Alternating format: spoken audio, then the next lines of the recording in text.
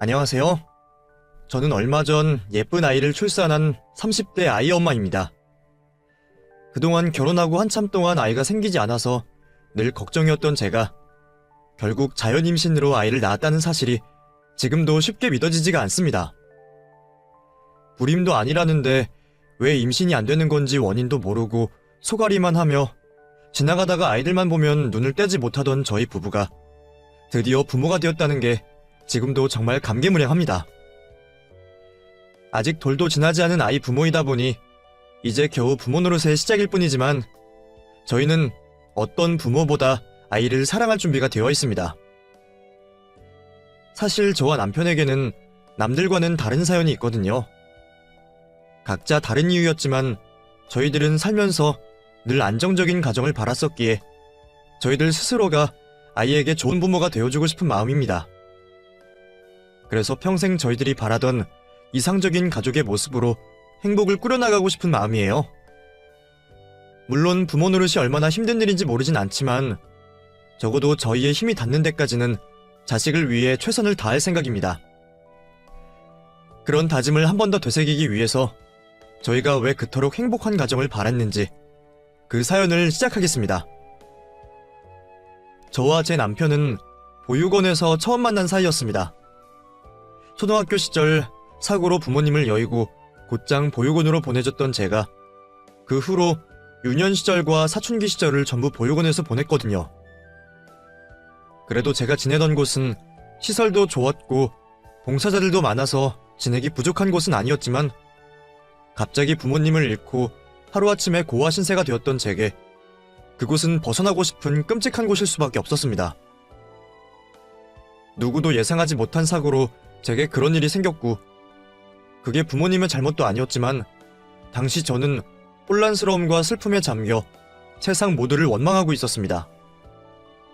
보육원 선생님들이 잘해주셨음에도 저는 쉽게 마음을 열지 못하고 혼자 외톨이를 자처하고 있었죠. 그때는 남들의 호의를 받을 생각도 없이 밥도 늘 혼자 먹고 다른 친구들과 어울리지도 않았어요. 보통 봉사자들이 찾아와 과자 파티를 하거나 행사를 할 때에도 그 속에 섞여 같이 웃고 싶지가 않았던 저는 늘 사람이 없는 구석에서 책을 보며 혼자 시간을 보내곤 했습니다. 그날도 저는 혼자 뒤뜰 그네에 앉아 그네를 타고 있었는데 그때 제 또래의 남자아이 한 명이 제게 다가왔어요. 원해서 보지 못했던 아이였기에 저도 모르게 궁금증이 생겨 약간의 호의를 보였죠. 나도 그네 타도 돼? 옆에 있잖아.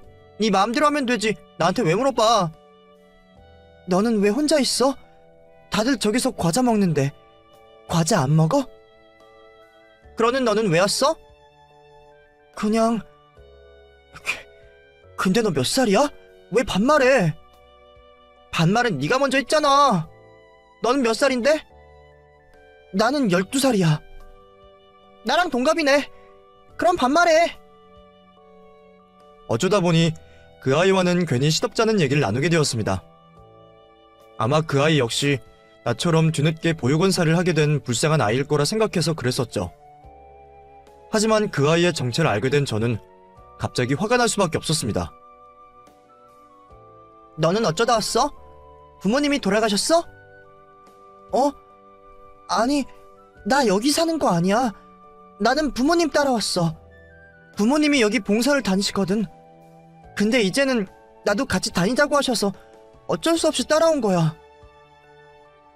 알고 보니 그 남자아이는 저와 같은 처지가 아니라 봉사하시는 부모님을 따라온 가족이 있는 아이였습니다. 잠시나마 그 아이가 저와 비슷한 처지일 거라 생각해서 호의를 베풀었던 제가 바보가 된 기분이었죠. 뭐? 근데 왜 나한테 안 척해? 사람 놀리는 것도 아니고. 너 지금 내가 고아라고 만만하게 생각하냐? 짜증나니까 그네는 너 혼자 타. 그 자리를 벗어나려던 저를 그 아이가 다급히 잡았습니다. 그러더니 갑자기 자기가 저와 다르지 않다고 말을 하는 거였어요. 내가 너를 왜 만만하게 생각해? 그런 거 아니야. 나는 그냥 같이 그네 타고 싶어서 온 것뿐이야. 그리고 사실 나도 너랑 별로 다른 처지도 아니야. 나야말로 네가 더 부럽다고. 그게 무슨 말이야. 부모님 멀쩡하게 살아계시고 이런데 봉사 다니면서 우리 같은 애들 동정이나 할 애가 뭐가 나랑 비슷하다는 거야? 네가 내 처지를 알아? 부모 없이 이런 데서 사는 내 처지를 너 같은 게 알긴 하냐고. 나는 혼외자란 말이야. 당시 혼외자가 무슨 말인지 몰랐던 저는 그 아이의 말을 무시하려 했죠. 들고 왔던 책이나 챙겨서 그곳을 떠나려고 하는데 그 아이가 갑자기 고개를 숙이며 눈물을 뚝뚝 흘리더라고요. 결국 그 아이를 달래주며 다시 그네에 앉혔던 저는 한참 동안 우는 그 아이를 달래주고서야 그 아이가 제게 말했던 혼외자에 대한 사연을 듣게 되었습니다. 12살 치고는 꽤 성숙하긴 했지만 혼외자나 치정 사건에 대해선 전혀 몰랐던 저는 그게 대체 무슨 상황인지 잘 이해하지는 못했습니다. 하지만 처음 보는 제 앞에서 눈물을 펑펑 흘릴 정도로 그 아이의 상황이 힘들다는 건 이해할 수 있었죠. 진호도 그 사실을 처음부터 알고 있었던 건 아니었어요. 어릴 적 독사진은 있어도 부모님과 다 같이 찍은 사진이 없기에 이상하긴 했지만 그걸 별로 이상하게 생각하진 않았답니다. 어머니가 유독 여동생을 더 아끼시는 걸 알고는 있었지만 그것도 동생이 엄마와 성별이 같은 여자아이라 그러는 거라 생각했다고 했어요. 원래 엄마들은 여동생들을 예뻐하잖아. 여동생이 애교도 많고 귀엽게 구니까 그런 거라 생각했어. 엄마가 동생만 유난히 신경 쓰시는 것도 동생이 나보다 한참 어려서 그런 거라 생각했었지. 나를 차별한다는 생각은 못했거든. 그래서 그동안 크게 의심할 일 없이 전혀 모르고 살았는데 어느 날 자신이 어머니 밑으로 입양이 되었다는 입양 서류를 보게 되었답니다. 부모님이 전부터 보육원으로 봉사를 다니셨던 걸 알아서 혹시 자기를 보육원에서 데려왔나 싶어 어머니에게 물었더니 그제서야 자기가 아버지가 밖에서 나온 혼외자라는 충격적인 사실을 듣게 되었다고 했습니다. 5살 무렵까지 친어머니 손에서 자라다가 친어머니가 병으로 돌아가시면서 아버지가 진호를 집으로 데려왔다고 하셨죠. 아버지는 아마 애가 너무 어려서 뭘 모를 거라 생각하고 진호에게는 비밀로 했던 모양이었습니다.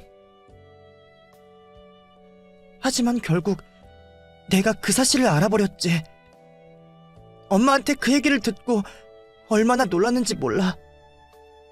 내가 밖에서 나온 자식이라는 것 자체가 죄를 지은 것 같더라고. 그래도 다행인지 엄마는 나를 용서해 주셨어. 이미 다 지난 일이고 이제는 내가 친아들이나 다름없다고 하셨거든.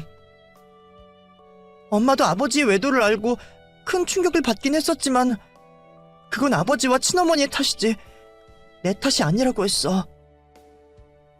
그래서 그 일을 아버지에게 알리지 말고 우리끼리 비밀로 하자고 하셨었어.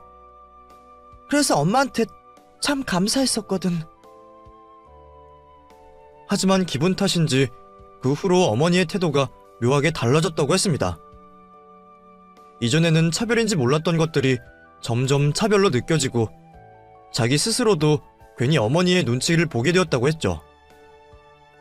진호가 부모님을 따라 같이 보육원으로 봉사를 다닌 것도 그 이후부터였는데 그때마다 어머니가 진호에게 현실을 일깨워주듯이 말씀을 하셨다고 했습니다.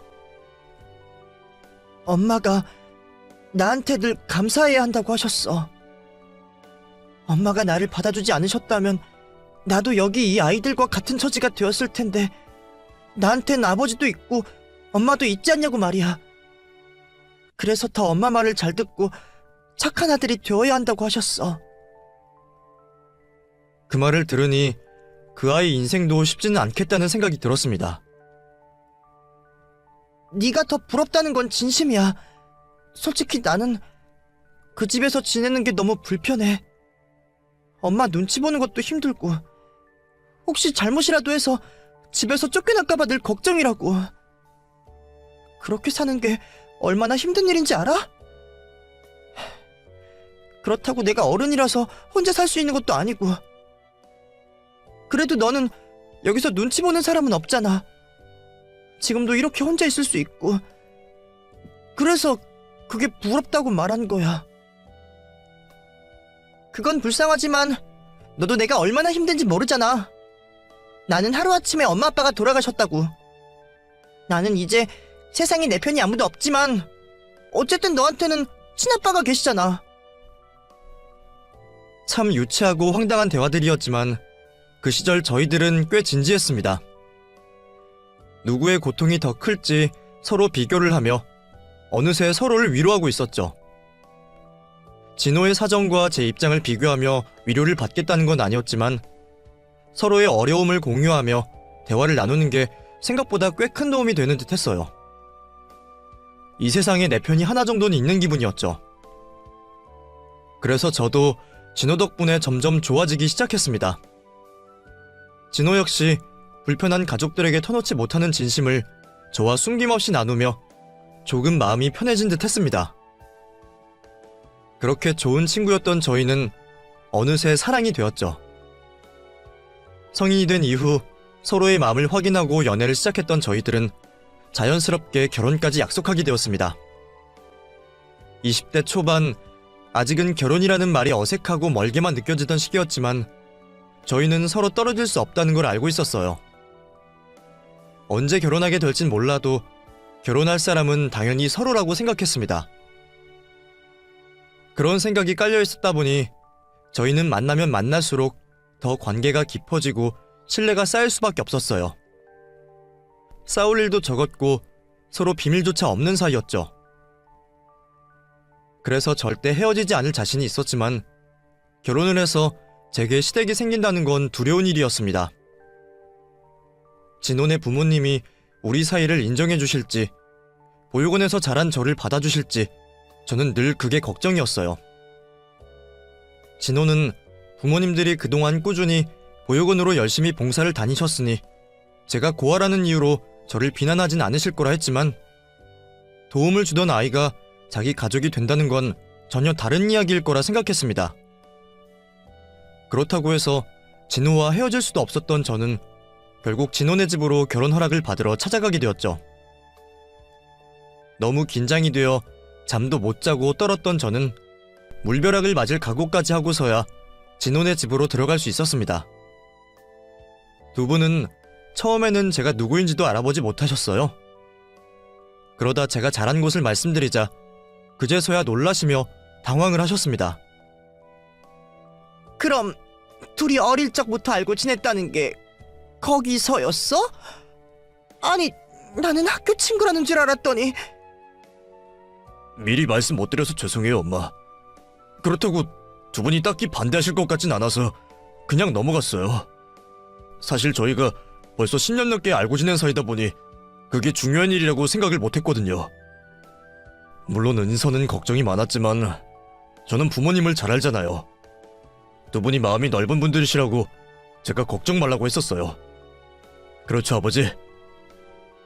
그래, 그렇고 말고 보육원에서 자란 게 뭐 흠이 되는 것도 아니지 않냐.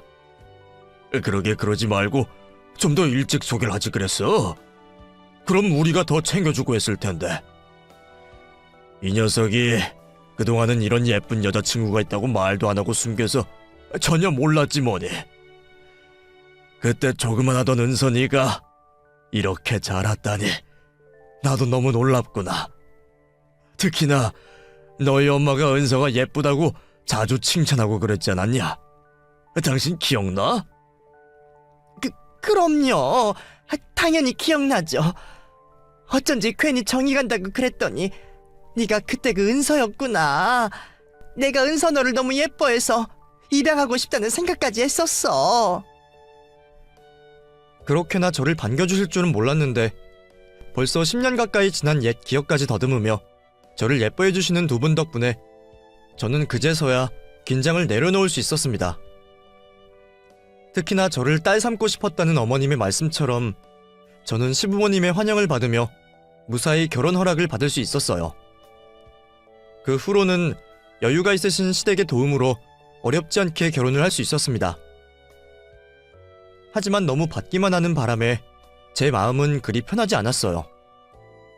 그래서 처음부터 저희 힘으로만 시작하고 싶었지만 도움을 주고 싶어 하시는 시부모님의 입김이 더 강했습니다.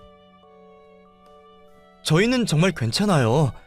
둘이 그동안 모은 돈으로 전셋집 구해서 시작하면 될 것 같아요. 우리가 도와줄 형편이 못 되는 것도 아닌데 왜 자꾸 거절만 하니? 혹시 은선이가 친정이 없어서 해오는 거 없어서 그러니? 그런 걱정은 하지 말아라. 우리가 해주면 되잖아. 그래, 너희 엄마 말이 맞다.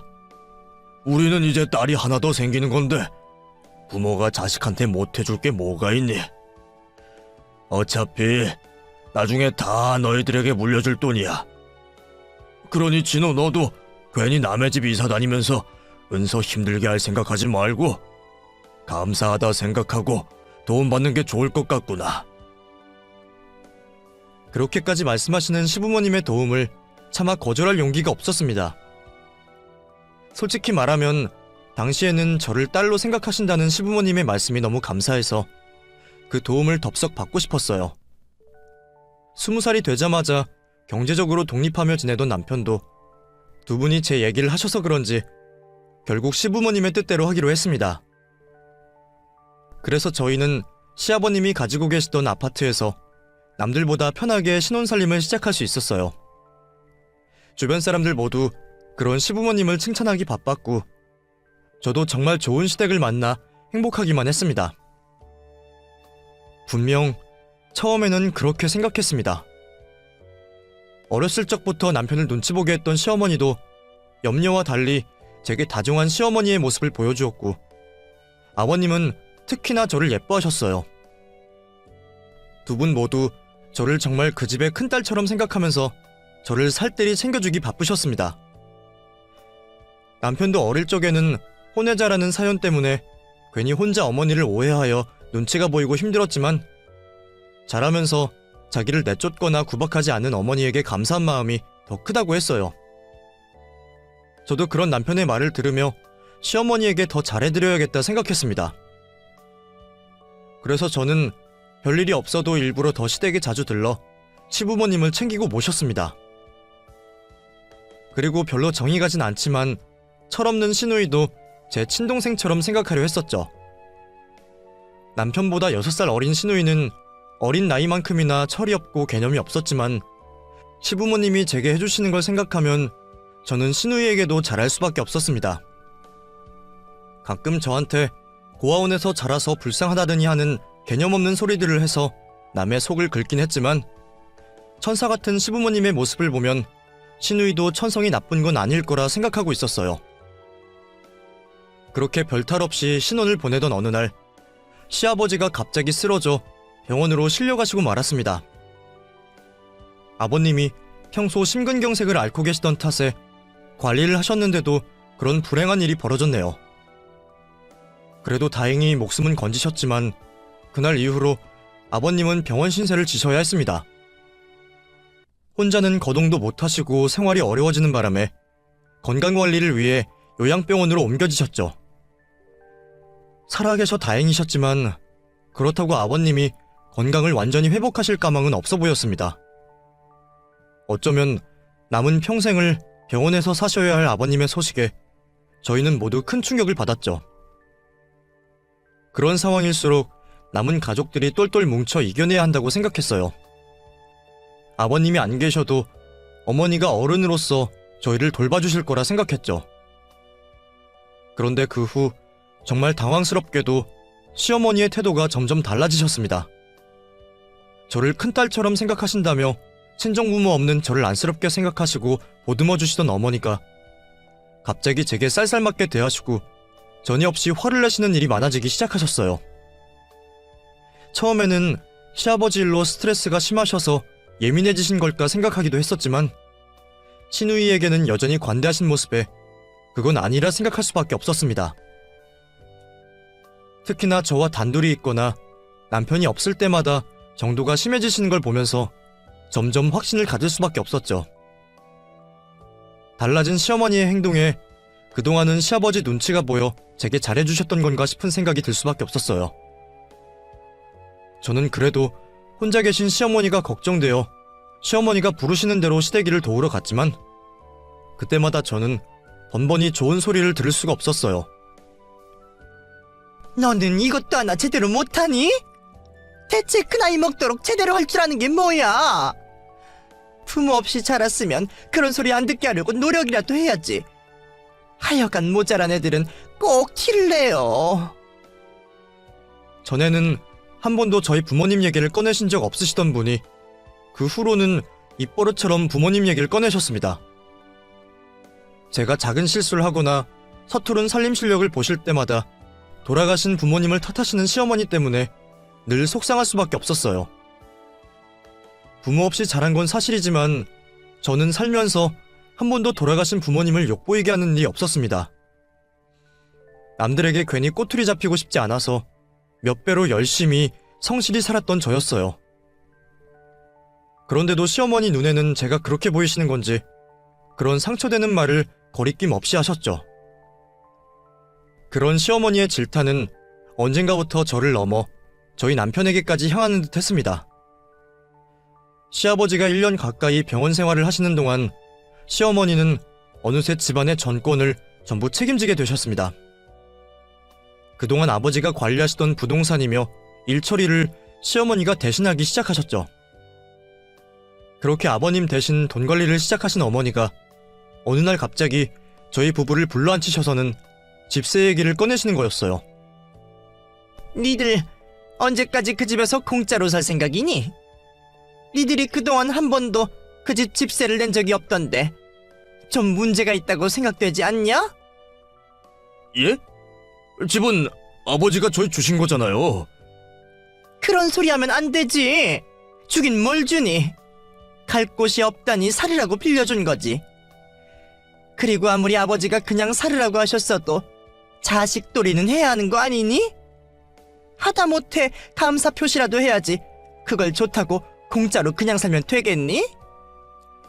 그 집 아직 아버지 명의인 거 알지? 너희 아버지 돌아가시면 내게 될 거야. 그러니까 지금부터라도 눈치껏 세라도 내던가. 내 기분 상하게 하는 일은 없었으면 좋겠구나. 갑자기 살던 집에 세를 내라고 하시니 황당할 따름이었지만 처음부터 저희가 공짜로 살았던 게 맞기에 시어머니 말씀에 따르기로 했습니다. 보통 사람이었더라면 부모 자식 간에 너무한 게 아니냐는 생각을 했겠지만 고아로 자랐던 저와 어머니께 늘 마음의 빚이 있던 제 남편에게는 시어머니의 말을 따르는 게 당연한 일이었습니다. 저와 남편은 남편을 키워주신 시어머니께 늘 감사한 마음이었어요. 남편은 어머니가 혼외자인 자신을 호적에 올려 품어주신 것을 감사해했습니다. 그래서 저희는 시어머니가 어떤 행동을 하셔도 이해하려고 했고 함부로 반기를 들지 못하고 참을 수밖에 없었어요. 자기 남편이 바람나서 밖에서 나와온 아들을 대신 키워줄 사람이면 어떤 행동을 하셔도 진심은 다를 거라 생각할 수밖에 없거든요. 하지만 저는 계속된 시어머니의 괴롭힘에 그런 생각을 점점 지울 수밖에 없었습니다. 어머니는 그 뒤로도 계속 저를 많이 괴롭히셨어요. 그동안 저한테 잘해주셨던 게 하나도 기억이 안 날 정도로 남보다 못하게 저를 대우하셨습니다. 그런 시어머니 때문인지 시누이까지도 저를 대놓고 무시하고 갑질을 일삼는 것을 당하며 저는 점점 더 스트레스가 늘어갈 수밖에 없었습니다. 가끔은 남편에게 불평이라도 하고 싶었지만 남편 역시 힘든 것을 알기에 웬만하면 제 일을 숨길 수밖에 없었어요. 그런 스트레스 때문인지 저희는 몇 년째 아이도 쉽게 생기지 않아 여러모로 힘든 시기를 보낼 수밖에 없었죠. 하지만 힘든 일은 꼭 연달아 오는지 제가 가장 스트레스가 많았던 그 시기에 결국 아버님까지 돌아가시고 마셨습니다.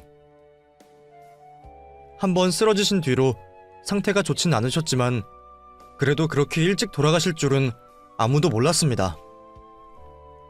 가끔씩 아버님 얼굴 뵐 때마다 사랑받던 좋은 시절 떠올리며 위로를 받던 저였는데 갑자기 아버님까지 떠나시고 나니 저는 더욱 힘들어질 수밖에 없었어요. 남편 역시 아버님이 갑작스럽게 떠나신 일로 괴로워했고 아버님이 돌아가시기 전에 친어머니에 대한 얘기 한번 나누지 못했던 것을 후회하고 있었습니다. 남편도 시아버지에게 묻고 싶은 게 많았지만 아버님이 쓰러지시고 나서는 괜히 아픈 사람을 괴롭힐 수가 없었습니다. 그래서 나중에 회복을 하시면 얘기를 나누겠다고 생각을 했지만 결국 그런 일 없이 돌아가시고 말았네요. 왜 외도를 버리셔서 여러 사람을 힘들게 하셨던 건지, 자신을 사랑하셨는지 묻고 싶은 게 많다고 했지만 그걸 알 수 있는 기회는 결국 영영 사라지고 말았습니다.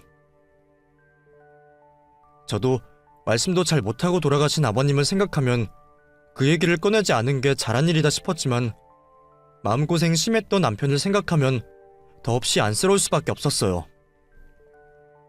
이미 다 지난 일이었기에 저희는 아버님을 잘 보내드리는 것에만 집중해 무사히 장례를 치르게 되었습니다. 남편은 홀로 상주자리를 지켰고 저는 시어머니를 도와 손님 맞이에 분주할 수밖에 없었습니다.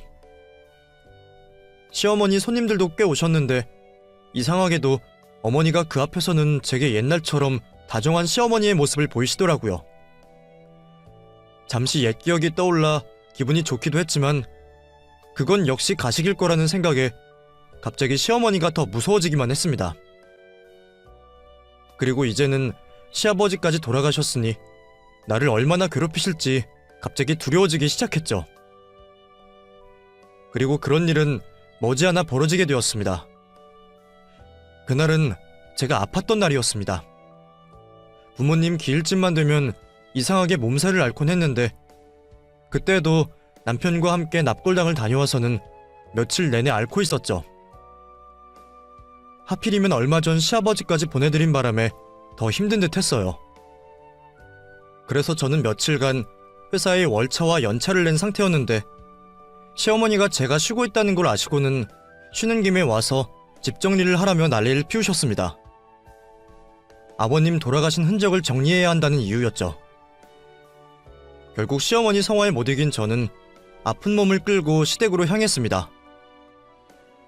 하루 종일 시아버지 쓰시던 짐을 정리하고 청소를 해야 했던 저는 당장이라도 쓰러질 것 같은 기분이었습니다. 하지만 바보같이 힘들다는 말도 못하고 묵묵히 청소를 해야만 했어요. 이러다 집에 못 가는 건 아닌가 싶은 그때 제가 시댁에서 일을 하고 있다는 걸 알고는 남편이 저를 데리러 달려왔습니다. 어머니, 은서 오늘 몸이 안 좋아서 쉬었던 건데 왜 부르셨어요? 내가 할 일이 많아서 좀 도와달라고 불렀지. 그리고 이미 며칠 쉬었다면서 뭘 계속 쉬니? 좀 움직이고 해야 몸도 빨리 낫는 거지. 그래도 다음에는 아픈 사람 사정 좀 봐주세요. 차라리 저를 시키시고요. 예? 남편이 저를 생각한다고 시어머니에게 서운하게 말을 했더니 순간 시어머니 표정이 싹 바뀌는 게 보였습니다. 괜히 나 때문에 남편에게까지 불똥이 튈까 싶었던 저는 그 자리를 얼른 벗어날 생각으로 짐을 챙기고 있었죠. 그런데 제가 현관에서 신발을 신기도 전에 안방에 들어가셨던 시어머니가 깜짝 놀라 뛰쳐나오며 저를 부르시더라고요. 예, 너 거기 서봐라. 얼른. 예? 왜 그러세요, 어머니? 너 아까 안방 청소하면서 봉투 못 봤니? 봉투요? 어떤 봉투요? 흰 봉투 말이야. 내가 돈이 들어있는 봉투를 올려놨는데 그게 왜 없냐? 순간 저는 시어머니 화장대에 올려져 있던 봉투를 기억해냈습니다. 청소할 때는 정신이 없어서 미처 신경 쓰지도 못했는데 그러고 보니 하얀 봉투가 있던 것 같았어요. 그리고 그걸 시누이가 챙겨 나가던 모습도 생각이 났습니다. 시누이도 같이 살고 있는 집이니 뭘 집어가든 신경을 쓰지 않았는데 아마 그게 돈 봉투였던 모양이었습니다. 아, 그거 아까 아가씨가 들고 가던데요? 제가 청소할 때 안방에 몇 번 왔다 갔었거든요. 뭐? 너는 지금 내 앞에서 내 딸을 의심하는 거니? 걔가 뭐가 아쉽다고 그걸 가져가? 돈에 욕심내려면 고아인 너나 그러겠지. 저는 그 봉투 만진 적도 없어요, 어머니. 청소하면서 옮기긴 했어도 안에 뭐가 들어있는 줄도 몰랐고 어머니가 지금 말씀하시기 전에는 신경도 못 쓰고 있었어요. 근데 제가 그게 뭔 줄 알고 가져가겠어요. 그거야 돈 봉투에 돈이 들어있겠지. 그걸 생각해봐야 하는 거냐? 그래도 네가 염치는 있는 줄 알았더니 얼굴색 하나 안 바뀌고 거짓말을 하네? 지금이라도 내놓으면 뭐라 안 할 테니까 솔직하게 말해라. 정말 네가 가져간 거 아니야? 저 정말 아니라니까요, 어머니. 이게 정말 말로 해선 안 듣네? 어디 뒤져서 맞아봐야 정신 차릴래? 어머니, 제발 그만하세요. 은서가 그 돈 가져갈 일이 뭐가 있겠어요. 그리고 그런 일로 손까지 올리시다니 이건 아닌 것 같아요. 뭐? 진호 네가 이러면 안 되지. 내가 너를 어떻게 키웠는데? 여자한테 홀려서 키워준 엄마한테 척을 져. 설마 아버지 돌아가셨다고 나를 어미 취급도 안 하겠다 이거냐? 무슨 말씀을 그렇게 하세요? 제가 설마 그럴 리 없잖아요. 그래도 정말로 은서는 아니에요. 아영이도 그냥 급해서 가져갔을 수도 있고 그건 아무도 모르는 일이잖아요. 그래, 내가 오늘은 증거가 없어서 그냥 넘어가지만 다음번에 걸리면 가만히 안 있을 줄 알아. 신우이의 짓이 확실한데도 제가 고아라서 괜히 의심하시는 시어머니의 행동에 저는 큰 상처를 받을 수밖에 없었습니다. 그래도 그날은 제 대신 막아서주는 남편 때문에 시어머니의 손찌검은 피할 수 있었네요. 하지만 그 일은 거기서 끝이 아니었습니다. 그 일이 있고 며칠 뒤 주말이라 쉬고 있던 제게 시어머니에게서 갑자기 전화가 걸려왔습니다. 여보세요? 무슨 일이세요, 어머니? 너한테 급하게 물어볼 일이 있으니까 지금 당장 집으로 와라. 혼자 시댁에 가기 무서워서 망설여지는데 하필이면 남편이 급히 볼 일이 있다며 나간 탓에 꼼짝없이 결국 저 혼자 시댁을 찾을 수밖에 없었습니다. 어머니가 저를 부르신 이유는 저번이랑 비슷한 이유였어요.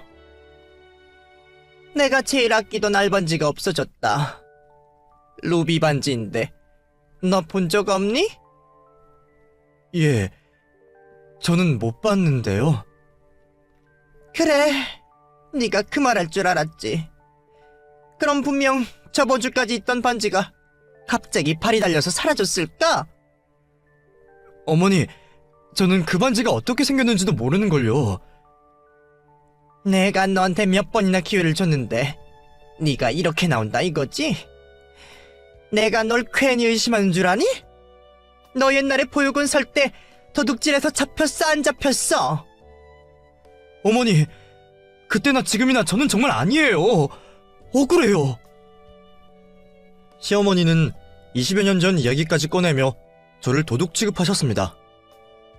사실 전에 제가 보육원에서 지낼 적에 도둑으로 의심을 받았던 일이 있었어요.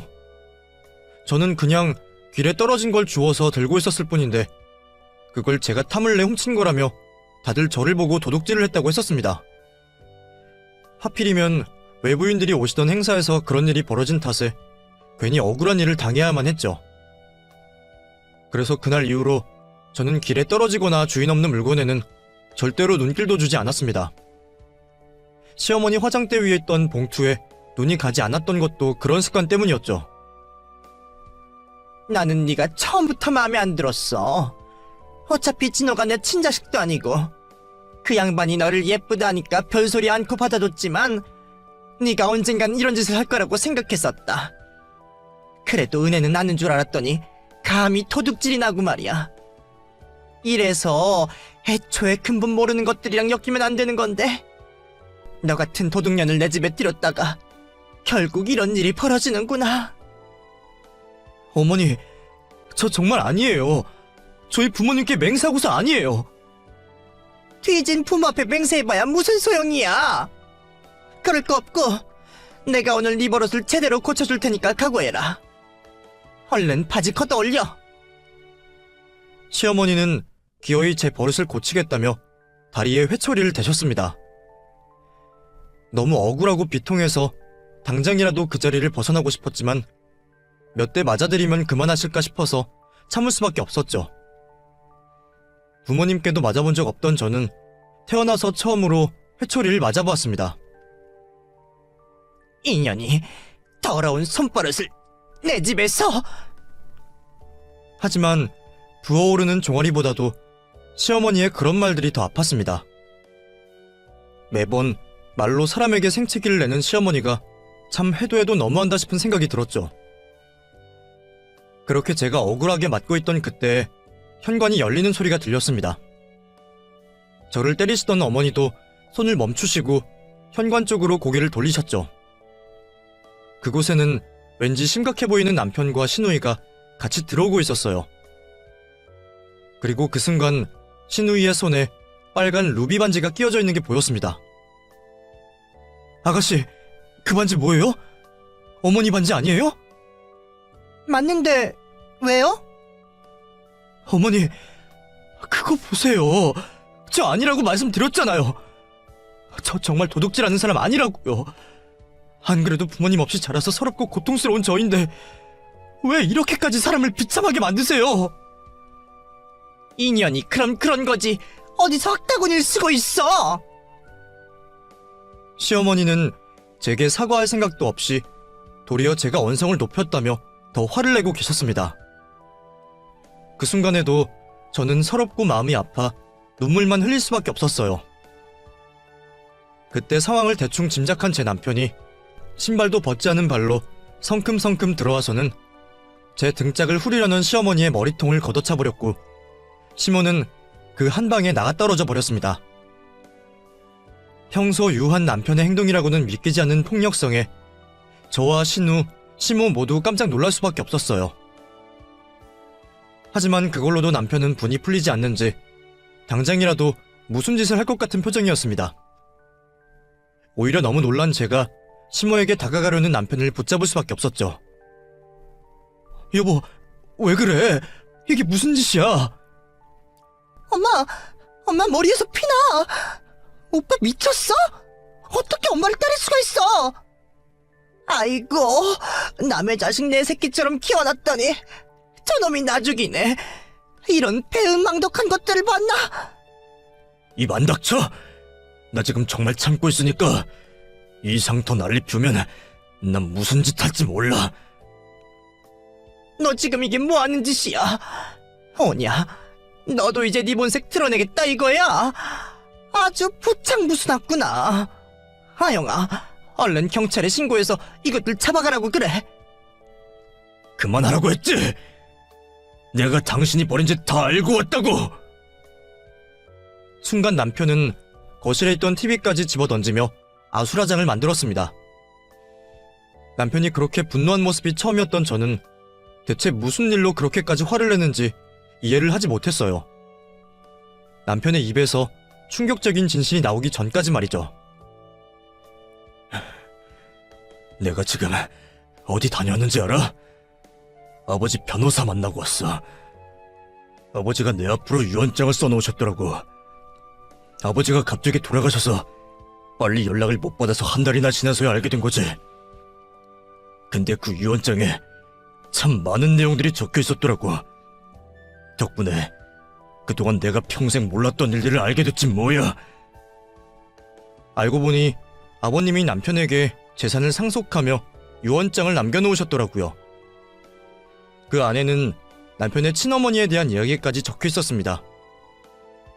남편은 혼외자가 아니었어요. 남편의 친어머니는 남편을 낳고 일찍 돌아가셨고 그 후로 시아버지가 재혼을 하셔서 만난 분이 지금의 시모였습니다. 시아버지는 남편에게 엄마를 만들어주고 싶어서 재혼을 택하셨고 그래서 일부러 자식에게 그 사실을 알리지 않으셨습니다. 그런 아픔을 모르고 걱정 없이 자라게 하고 싶으셨겠죠. 하지만 남편이 우연히 입양 서류를 보게 되었고 그걸 두고 시모가 거짓을 말했던 거였습니다. 시모가 남편에게 죄책감을 심어주고 수십 년간 가스라이팅을 할 동안 아버님은 아무것도 모르고 계셨습니다. 저조차도 아버님이 계실 때는 시모가 제게 잘해주는 줄만 알았으니 아버님도 평생 속으실 수밖에 없으셨겠다 싶었어요. 남편은 부정한 자식이라는 생각에 시아버지에게 말도 못 꺼냈고 그걸 뻔히 알고 있던 시모는 가족 모두를 속이고 있었습니다. 그리고 아버님이 쓰러지시자마자 시아버지 재산을 틀어주고 남편이 평생 죄책감을 가지며 살게 했죠. 하지만 다행히 남편은 아버님이 남기신 유언장을 보고서야 진실을 알게 되었습니다. 평생 속았다는 사실을 알게 된 남편은 당연히 시모를 가만둘 수 없었을 겁니다. 내가 평생 어떻게 살았는지 알아? 당신 때문에 내가 무슨 마음으로 살았는지 아느냐고! 죄 없는 내 어머니를 원망하고 나 자신을 저주하며 살았어. 당신한테 고마워하면서 내 아버지한테 입 뻥끗 못하고 살았다고.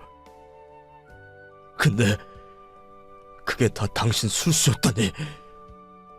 내가 그런 당신을 그냥 둘 수 있을 거라 생각해? 내가 지금 당신 죽여버려도 당신은 아무 말 못해. 그동안 당신이 나랑 내 와이프한테 한 짓 생각하면 내가 지금 당장 니들 모녀 찢어 죽인다고 해도 아무도 욕 못해. 남편은 정말 억울하고 분해 보였고 당장이라도 무슨 짓을 저지를 것처럼 위험해 보였습니다. 저도 그런 남편의 심정은 충분히 이해했지만 그렇다고 내 남편이 범죄자가 되게 둘 순 없었어요. 이제라도 우리가 진실을 알고 행복해지려면 더더욱 그 상황을 참아야 한다 생각했습니다. 결국 저는 남편이 무슨 짓을 벌이기 전에 억지로 끌고 나올 수밖에 없었고 집으로 돌아온 저희는 아버님이 남기신 유언을 살피며 하루 종일 부둥켜 올 수밖에 없었습니다. 아버님이 왜 진작 말씀 안 해주셨는지 괜히 원망도 들고 아들을 생각하신 마음이 이해도 되면서 참 복잡한 심정이었어요.